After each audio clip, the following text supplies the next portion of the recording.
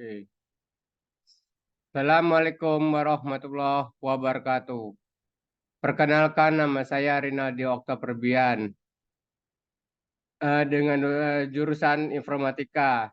Kali ini saya akan membahas UTS saya dengan mata kuliah program bioorientasi objek dengan dosen Pak Catur Nugroho.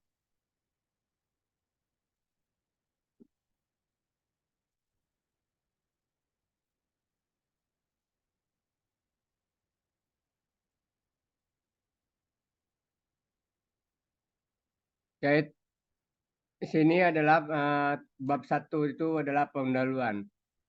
Itu adalah latar belakang.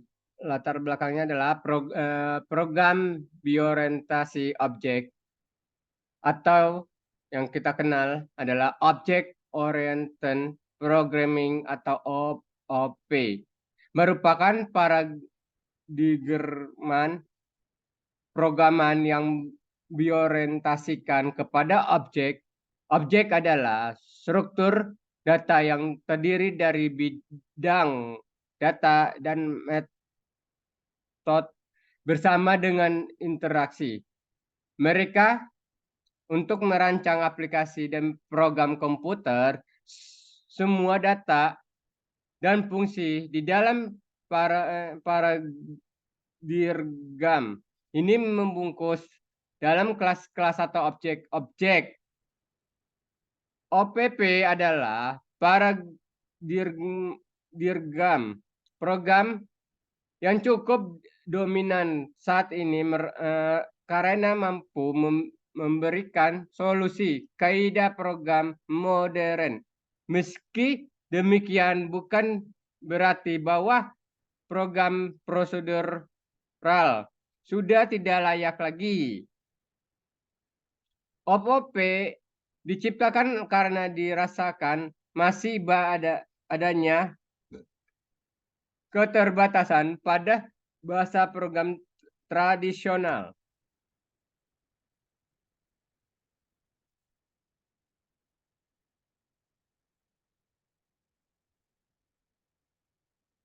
Yang B-nya rumus masalahnya itu ada di bagian rumus masalah dibagi ada 4. Itu adalah 1 sejarah OPP, pengertian OPP, 3 apa saja konsep dasar dan program bioorientasi objek OPP.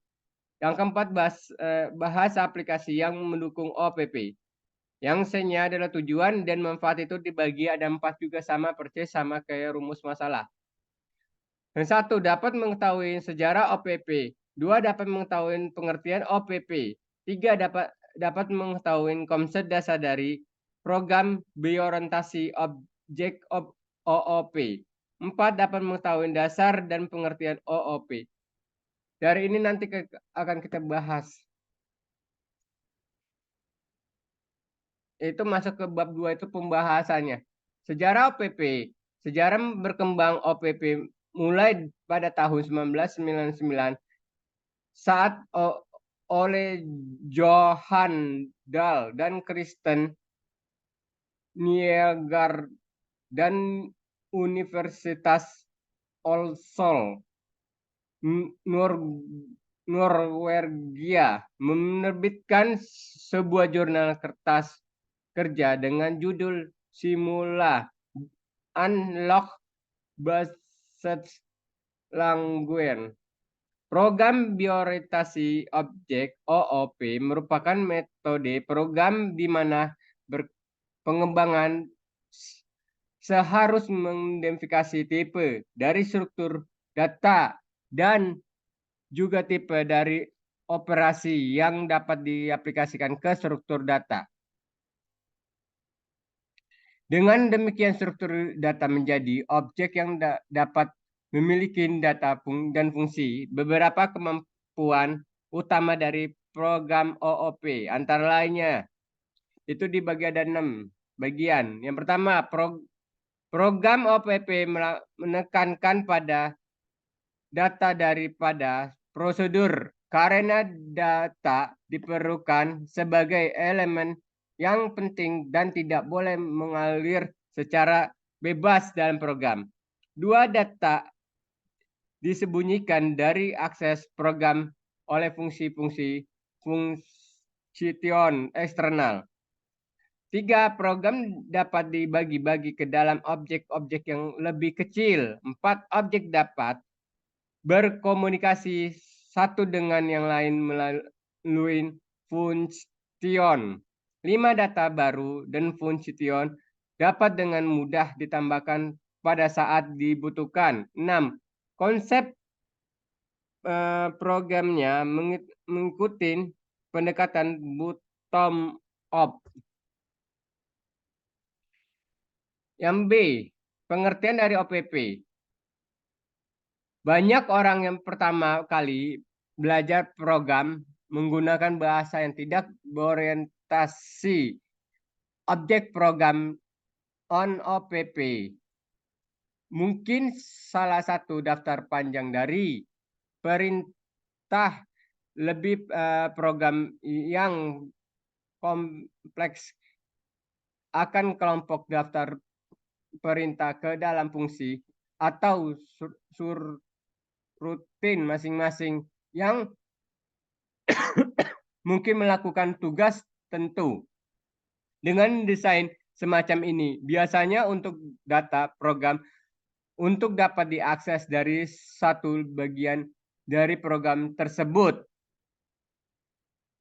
Sebuah program berorientasi objek biasanya akan mendukung sebagai jenis objek masing-masing jenis yang sesuai untuk jenis tentu dari data yang kompleks untuk dikelola atau mungkin ke objek dunia nyata atau konsep seperti rekening bank, permainan hoki, atau bulldozer. Sebuah program mungkin berisi beberapa salinan dari seperti jenis objek satu untuk setiap objek dunia nyata. Program ini berusuran dengan OPP.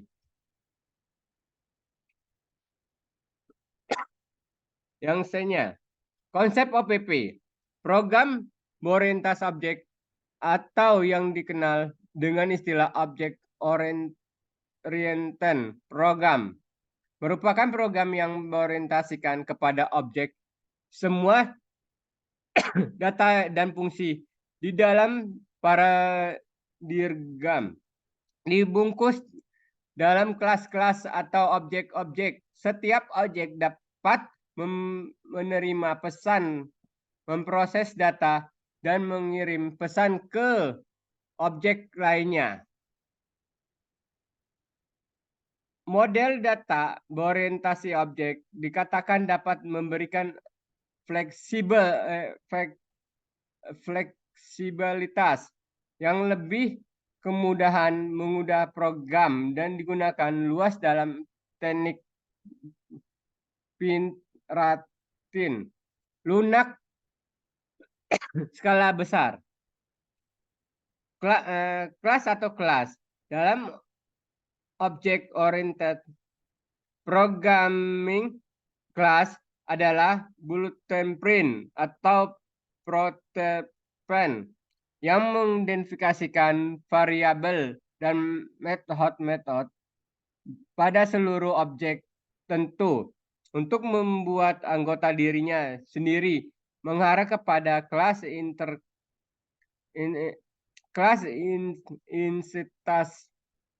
kelas objek, instansi objek, atau simple objek. Suatu kelas mendefiniasikan unsur anggota yang kemungkinan. Contoh, kelas ini memiliki perilaku dan kemampuan khusus sendiri. Ini contohnya. Ini contoh antara kelas dan objek. Kalau kelas itu masih bentuk sebuah gambar kan. Kalau objek itu sudah menjadi untuk desainnya.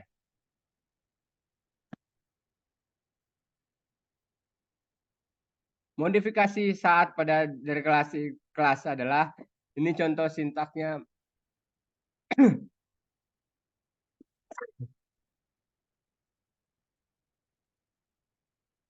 Objek adalah elemen dasar dari konsep program, merupakan suatu yang memiliki identitas, pada umumnya juga memiliki data tentang dirinya maupun objek lain dan mempunyai kemampuan untuk melakukan suatu dan bisa bekerja sama dengan objek lainnya. Abstrak. Abstrak adalah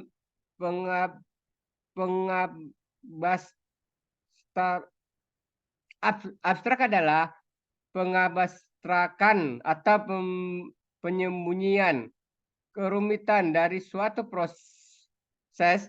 Sebagai contoh, orang tidak perlu berpikir bahwa mobil dan kumpulan dari puluhan atau ribuan bagian kecil. Itu contohnya mesin, kabel, baut, roda, rem, dan sebagainya. Orang hanya perlu berpikir bahwa mobil adalah sebuah objek yang telah memiliki perilaku spesifikasi yang dapat menggunakan sebagai alat transportasi, sehingga mereka tinggal menggunakan atau mengendari darinya tanpa harus mengetahui kerumitan.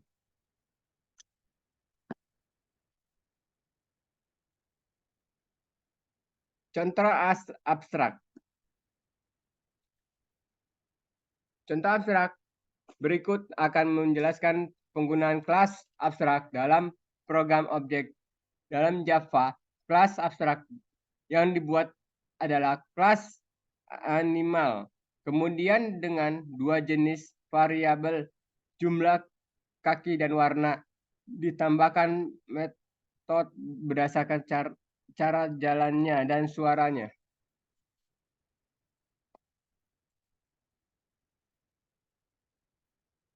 Inilah contoh programnya, yang program abstraknya.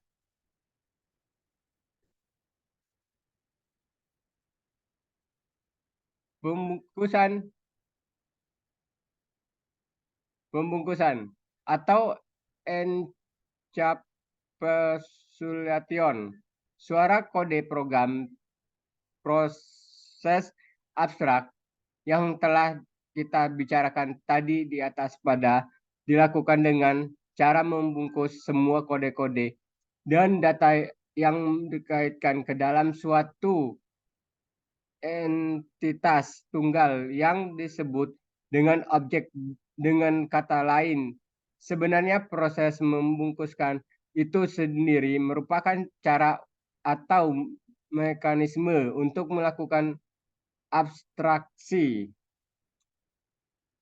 Tingkat akses private dengan mendeklarasikan data dan metode menggunakan tingkat akses private, maka data dan metode tersebut hanya dapat diakses oleh kelas yang memilikinya sejarah. Contoh dari private memberikan hak akses hanya kepada anggota kelas tersebut untuk menggunakan dan atau mengubah nilai dari properti dan metode tersebut. Tingkat akses Protestan. Suatu data mampu metode yang dideklarasikan dengan tingkat akses protect dapat diakses oleh kelas yang memiliki dan juga oleh kelas-kelas yang masih memiliki hubungan tentuan. Sebagai contoh, apabila terdapat kelas B yang merupakan turunan dari kelas A dan data X dapat pada kelas A, maka kelas B diizinkan untuk mengakses data tersebut. Tetapi apabila kelas lain, kelas C, yang bukan merupakan turunan dari kelas A, maka kelas C tersebut tidak diizinkan untuk akses data X yang dapat pada kelas A. Tingkat akses publik, merupakan kebalikan dari tingkat akses privat. Data mampu metode yang bersifat publik pada akses oleh semua dibagi di dalam program. Dengan kata lain, data-data mampu metode-metode yang direlasikan dengan tingkat akses publik akan dikenalin atau dapat diakses oleh semua kelas yang ada di dalam program, baik yang merupakan kelas turun maupun yang tidak memiliki hubungan sama sekali. Contoh publik memberikan hak akses kepada properti dan metode agar dapat digunakan di luar kelas tersebut.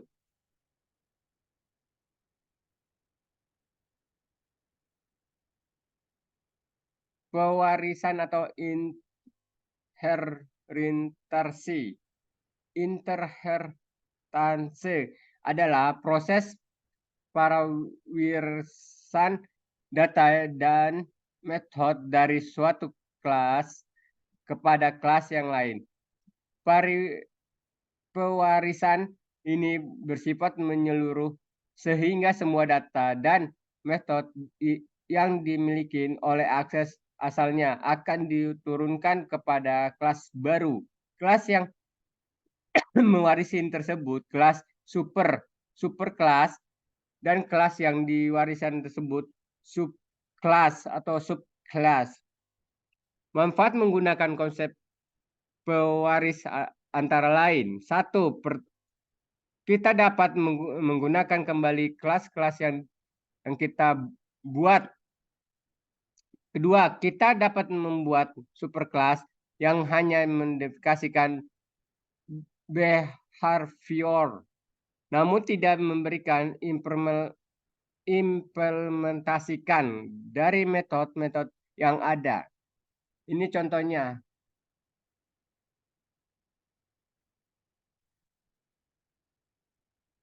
Polymorphism.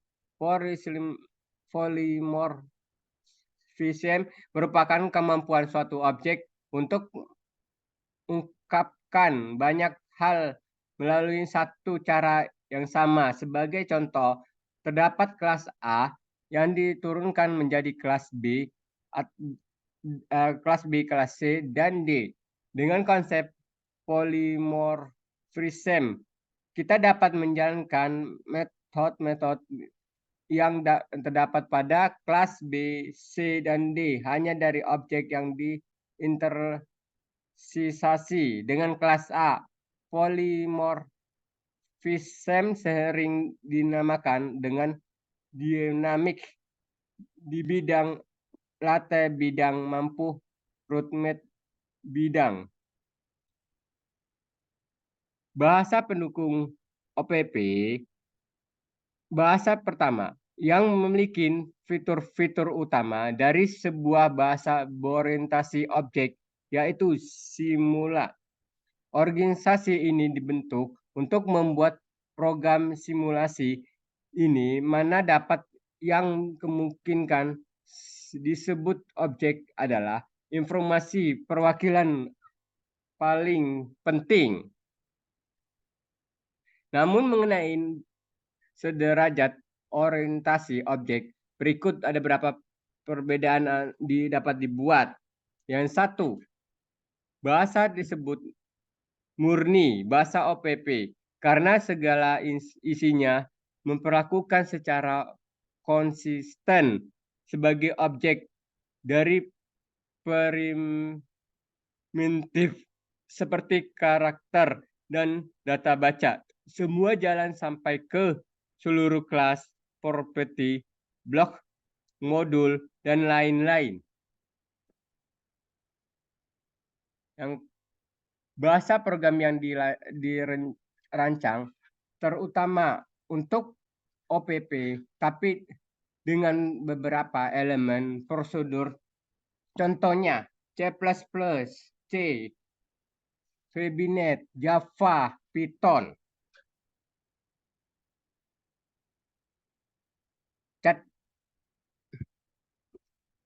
Bahasa dengan sebagai dasar fitur objek, kelas, metode, warisan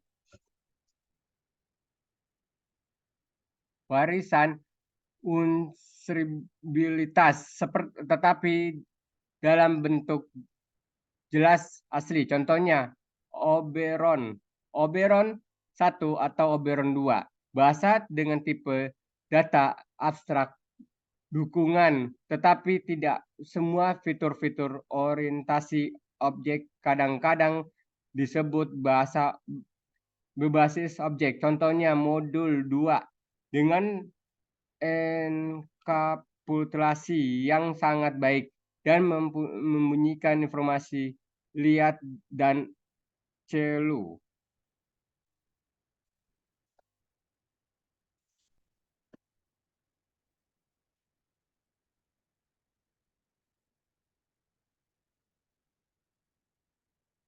Penutupnya, kesimpulan dalam pembuatan makalah ini, penulisan dapat menarikan beberapa kesimpulan. Antara lain, program berorientasi objek merupakan paradigma program yang berorientasikan kepada objek semua data dan fungsi di dalam paradigma. Ini dibungkus dalam kelas-kelas atau objek-objek dibandingkan dengan logika program terstruktur. Setiap objek dapat menerima pesan, memproses data, dan mengirim pesan ke objek lain. Bahasa program yang bisa digunakan dalam mata kuliah PBBO antara lain Visual, Fox 4, Java, C++, Pancal atau bahasa program, Simular, Python, PHP, C, Delphin, dan lain-lain. Saran setelah mengetahui konsep penerapan objek oriented programming OPP, begitu banyak kesulitan dalam mengejarkan sebuah program yang belum dipahami yang dengan baik.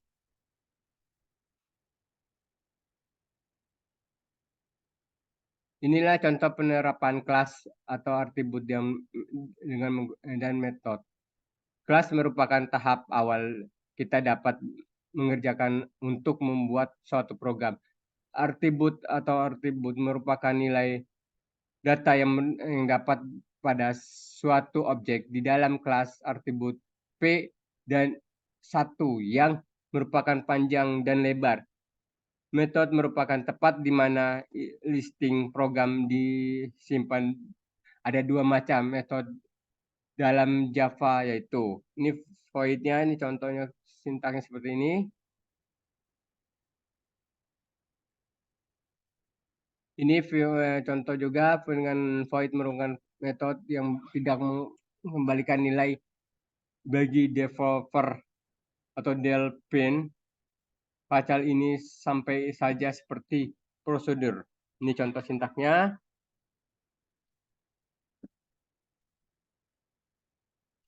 Inilah juga contoh sintaknya dan hasilnya seperti ini. Ya, sekian dan terima kasih. Bila ada salah-salah kata, dimohon dimaafkan. Sekian dari saya. Assalamualaikum warahmatullahi wabarakatuh.